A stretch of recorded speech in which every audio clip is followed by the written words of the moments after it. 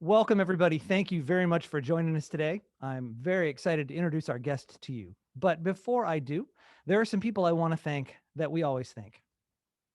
We want to thank brassandwinds.com, a Quinn the Eskimo company. Brass and Winds is where we go when we're looking for brass or woodwind instruments for our students here at Willow Music.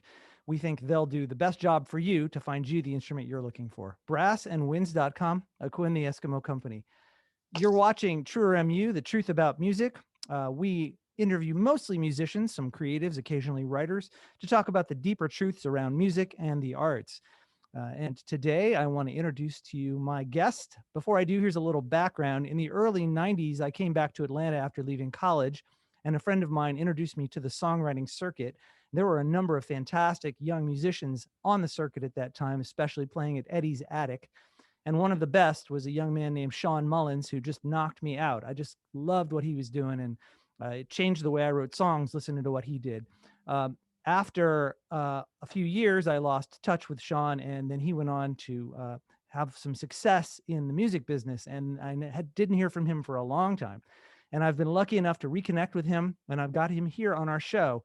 Shawn Mullins is an American singer-songwriter who specializes in folk rock, instrumental rock, adult alternative, and American music. He's best known for his 1998 single Lullaby, which hit #1 on the Adult Top 40 and was nominated for a Grammy Award.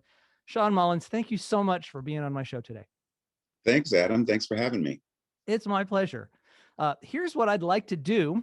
I want to start by talking first about your beginnings as a musician, and then maybe talk a little about the way you write songs. And then after that, maybe we can go through your album catalog and talk a little bit about how all of that played out over the course of your career. Does that sound good? Yeah, sure. Okay. Well, let's start from the beginning. I mean, how early in your life did you start picking? Um, First I think was singing for me. And I grew up in somewhat of a musical family. My grandfather um, played in lots of different bands. He was a bass man, so he played not only upright bass, but electric bass and bass horns. Um, those were all side gigs for him. He always had some type of day job, but he loved music. And my mother was talented, never pursued music, was very talented with music and played piano and a little guitar. And singing was always kind of part of my life as far as I can remember back. I think I started dabbling with piano first, from what I remember, because we had an old Baldwin upright in the house. And so I would play a little bit by ear, and then my brother taught me to play a few songs when I was about 11 on guitar. And I really took to it. I just loved guitar. And I think about a year later, my dad, really splurged for him. And I got my first guitar probably around age 11. And so, yeah, that's how I got started. And I think I, like a lot of boys with guitars, at first I was really interested in rock and roll, but as I learned how to back my voice up with the guitar, and of course a lot of different music was in the house. So we had lots of different singer songwriters in the house: rock music, soul, um, Broadway musicals, and lots of different stuff. But I think early on, I wanted to learn how to, sing and then back myself up with guitar. So that was kind of how that happened, and started to pursue it professionally. I guess I tried to get bands going in high school, but that didn't really pan out that well. I mean, we did a few things, but played mostly cover gigs. And then in college, when I was at North Georgia, I found that there was a kind of a way to play the songs that I wrote and draw a few people. And I think, from what I recall, there was a cover band that I was in first, and then And then after that, I started sneaking my own songs into the set, as I would write them, And, Was this uh, Twice Removed? Was that the cover band, or is that a band that came after? yeah.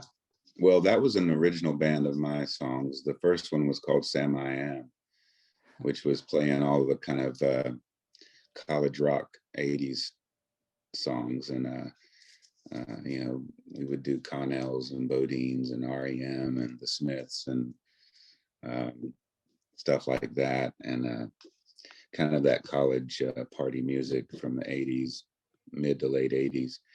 And what I found out from that is that Dahlonega, where I went to college, there was only one bar in town, and everyone would go there on the weekends. And they would have, for music, live music, they would have a $5 cover or something like that, and they would give, pretty much all of it to the band. And there was such a great turnover of people in there on any given weekend night that you could really do pretty well. And so that was my first uh you know kind of, wow, you can actually make money doing this too. Not only am I having fun and doing what I love, but I can tell my parents to stop sending me money. So You were yeah. in that band and then you decided to go solo. Can we back up a little bit? Because there's a really interesting story from high school. Yeah. You went to Clarkston High School, and there one day shows up a very young Amy Ray of the Indigo Girls. And Right. Right. yeah, what did she say that she apparently she turned you around? What did she say that knocked you out so much? Well, I was not a great student and was hating school and didn't really succeed in school.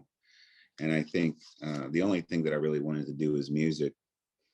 And she came really to play it was an elective I was taking, probably to get out of something that I should have taken, but it was called career education. So it was basically for kids that didn't know what they were going to do. And, you know, once a week they would have a different adult or young adult come in and talk about what they did for a living, and to inspire the kids. Um, and so, yeah, this particular day, Amy was friends with the teacher, who was Deborah Baumeister, who was the soccer coach there at Clarkston, the girls' soccer coach.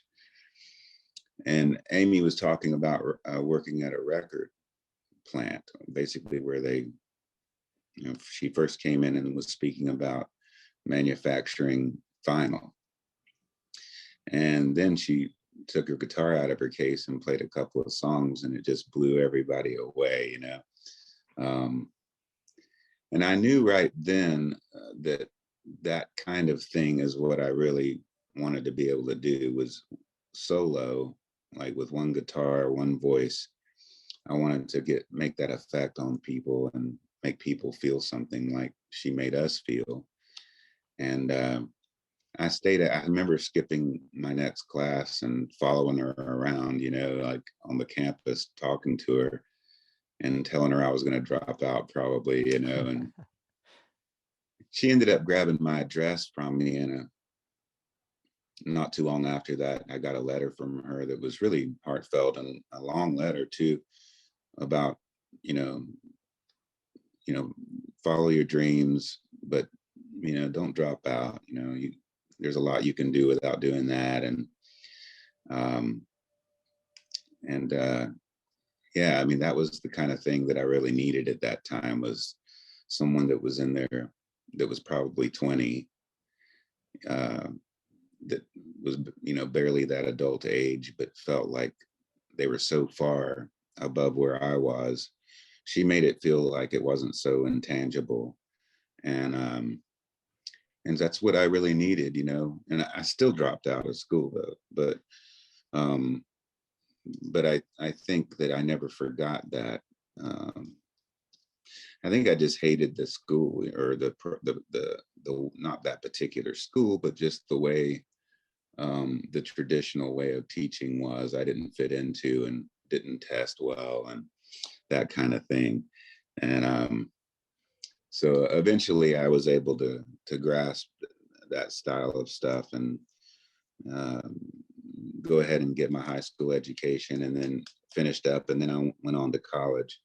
Instead of going to my senior year, I actually went to college that year. So it was kind of weird. I started early that way, but And yeah, you were good. a band student in college too. You were the band master of the Golden Eagle Band up there. So you found a way to make all kinds of music. Absolutely, yeah. Well, that's a funny story too, because when you first applied to North Georgia, at least it was this way back then, the campus was fairly small back then. The last time I was up there, it's really grown. Um, but we had maybe 2,000 students at the most, and 1,200 of them were in the Corps of Cadets, which is an Army ROTC program that's an everyday program, and you live in barracks. And you live like you're basically in the Army. You wear a uniform all the time. It's not so spit and polish as some of the other military academies or schools. It's much more down to earth, or uh, practical, in the fact that they put out a lot of Army officers from that school in the regular Army, and reserve officers. Um, and a lot of Army Rangers, tons of airborne graduates. It's a really good program with that, and lots of generals end up having been from North Georgia. And Huh.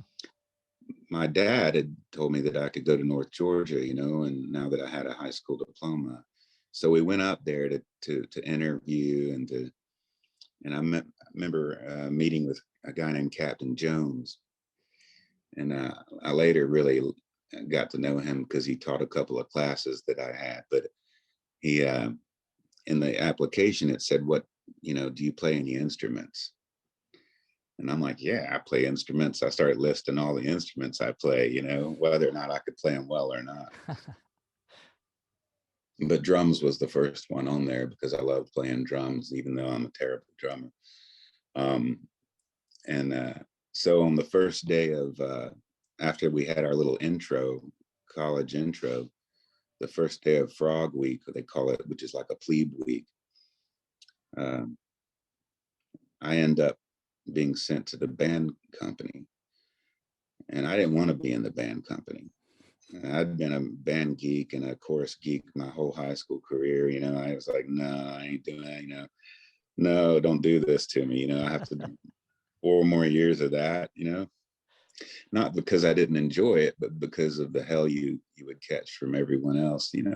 All the other so-called macho type guys on campus.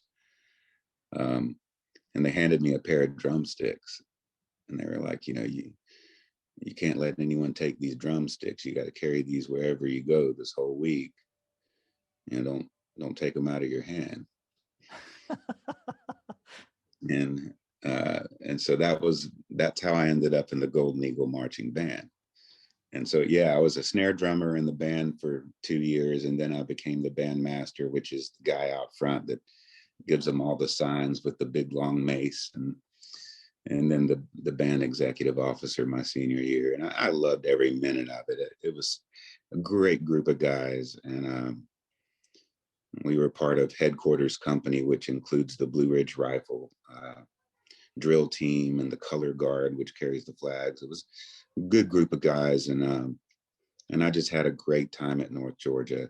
So you had that side of it. Then plus on the weekends, I would play rock music, and then I became a music student there. They have music education degrees and piano pedagogy, and that was hard. I mean, I never had learned how to read music, so I always played whatever instruments I played them by ear, just to whatever degree I could play them, and uh, that was difficult. Music theory was very hard, and um, I could read one line at a time, like a vocal part, and I learned how to do that in high school with choral training.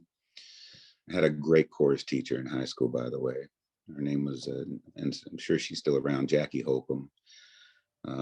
She's great, just really, really inspiring. And but I had a tough time. But so I don't think I think if someone were to find my school records of my music studies, they would be like, wow, this guy was terrible. But I got through it, and the way I learned how to get by the piano proficiency test my senior year was I memorized everything in the Baptist hymnal, which they would open up in a small town in North Georgia. That's how they would do it. They would open up the Baptist hymnal to a random hymn, and then you would play whatever they put in front of you, you know. And luckily, the one that they opened up, was "How Great Thou Art" or something like that. And I was saying there's 450 hymns in that thing, right?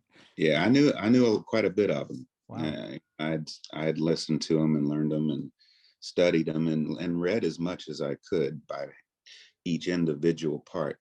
I Mhm. don't know if it's a learning disability or something by the way my eyesight is, but I was never able to read four lines at once.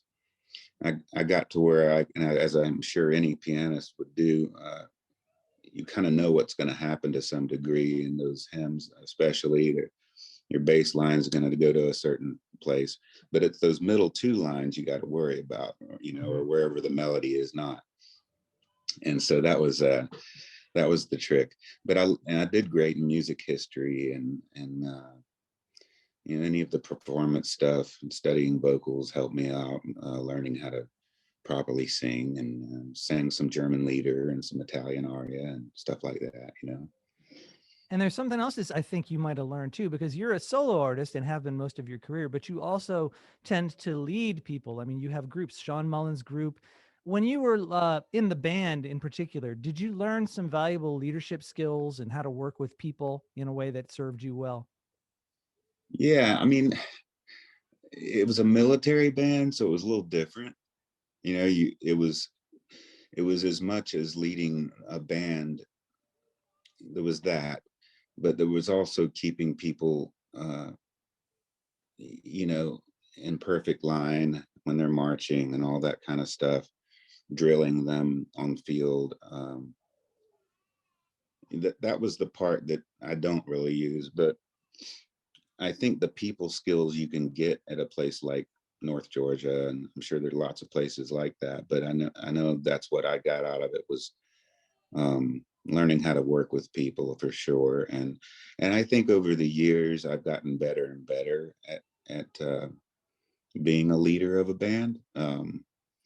I think there have been times when I wasn't the best leader. I think there were times when I was grumpy and tired of the road and was not as nice as I could have been to some of my musicians, but I don't think I was a Buddy Rich or anything. I, I think I was, not too bad. Yeah. There are no bus tapes of me, ranting and raving to my band, but not that I'm aware of anyway. But Well, hang on. yeah, but no, I mean, yeah, I think people skills, you learn to appreciate what other people are bringing to the piece and to the music, and that was what I think I quickly learned, having the best musicians I could find around me. And of course, that got better, around 2001. Um, I hooked up with Jerry Hansen, the drummer here in Atlanta, who's just, I played with a lot of great drummers, that are world famous drummers at this point in my life. And I've not played with a better drummer than he. Now they're different than he is, maybe. Vinny Caliud is a different type of drummer than Jerry, but he's not better, which is interesting to me how good he is, not being any more famous than he is. But he never wanted to move out of Georgia. Part of the deal, if you're gonna get that session thing, is you either go to LA or Nashville or New York and he just always loved, you know, he's from Stone Mountain, Georgia, and he lives in Decula outside of Lawrenceville, and that's his bag, and he worked at Atlanta Pro Audio for many years before he became full-time studio, and great engineer, great producer. So he kind of, I had a really good band in 98 and 99 through the success of my big hit song.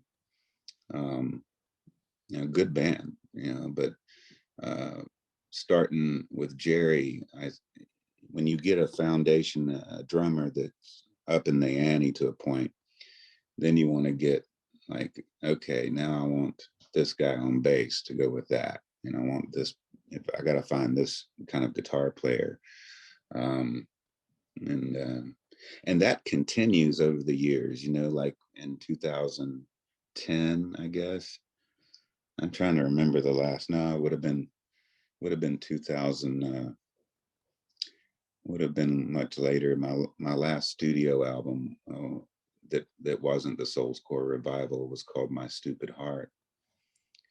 I'm trying to remember the year, maybe It's 2016, 2015.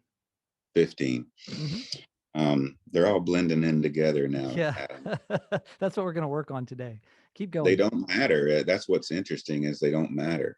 The years don't matter. I'm finding that, unless you're in this situation, where you, but during that recording, you know, now we go up to a whole nother notch where you're playing with the A-list players in Nashville, plus Jerry Hansen on drums, who is an A-list player in his own right. Mhm. So that was really something, and that was my favorite record to record, because it was effortless. They were all done in one or two takes, and it was just unbelievable how good everybody was. And guitar players, like the two that we worked with were Jerry McPherson, and also Tom Bukovac, who's my favorite guitar player probably that I know, and a great friend too. Um, but yeah, just unbelievable musicianship, and Laurie White produced that record, and she did an amazing job. That was probably a good idea for me to get out of the production seat for a record, and just be the singer and the acoustic guitar strummer. Oh, so you produced all the albums prior? Yeah, yeah, Yeah, except for the Thorns record, which is Brendan O'Brien. right. Um, So for yeah, the folks that don't know, the Thorns is a super group that you created. It was a one shot about 2013, I think, yeah, that sounds about right. Well, um, or 2003. Sorry. yeah, 2003. That's right. Yeah.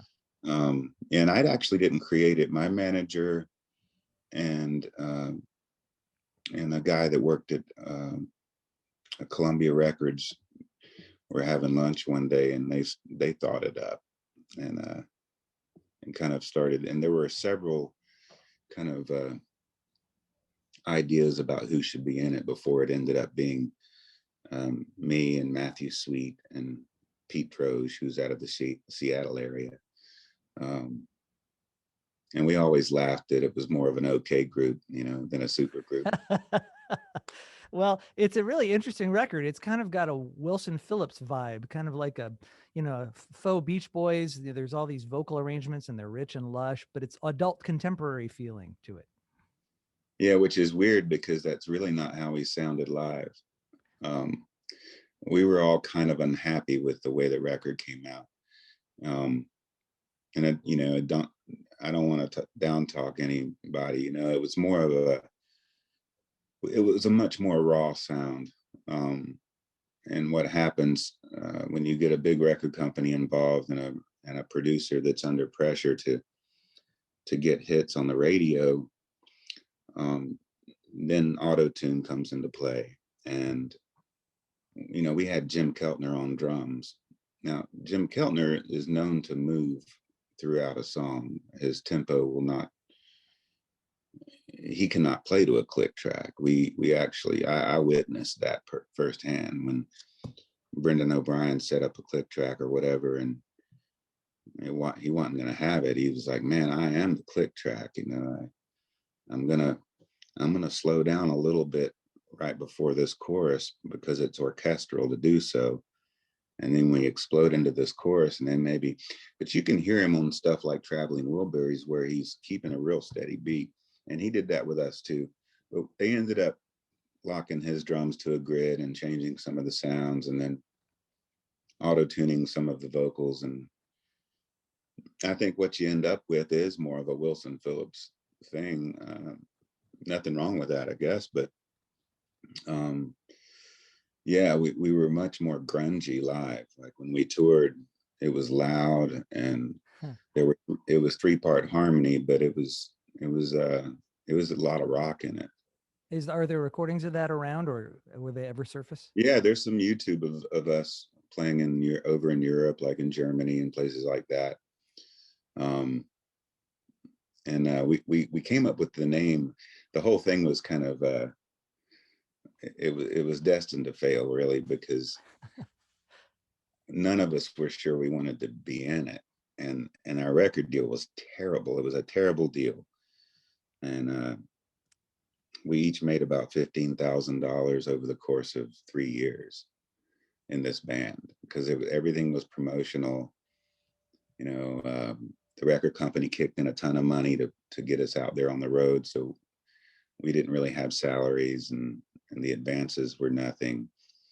And so we were not having it, you know. And so when we came up with our band name early on, we came up with the Thorns because we were giving them such a hard time about everything. We were thorns in their sides. Yeah. So they wanted to call us Sweet Mullins and Droge, just so you'll know. Yeah, I like Thorns better, I think. Yeah, yeah, Yeah. yeah. So Sweet Mullins and Droge sounds like an ointment or something like that. yeah, yeah, it does. Yeah, and Pete used to say it sounded like some kind of bad soul food dish. Right.